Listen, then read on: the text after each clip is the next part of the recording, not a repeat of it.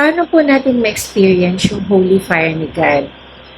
Alam niyo po, minsan po mag-reflect po tayo. Nanineglect mo ba yung prayer? Inconsistent na ba yung Bible reading mo? Or you drift away from fellowship? So, una po, repent po tayo and ask God to reveal to us what we have to be sorry for. Opo, yung mga pagkukulang, mga things na hindi po natin nasunod sa Kanya.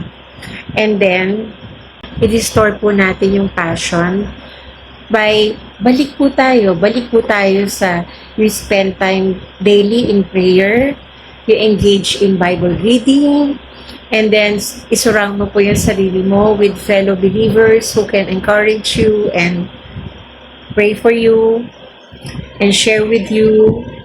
So, pag consistently nagagawa po yun, those practices will restore your spiritual passion and help you experience the holy fire of God again. So, remember that God's desire is for you to live with the heart on fire for Him.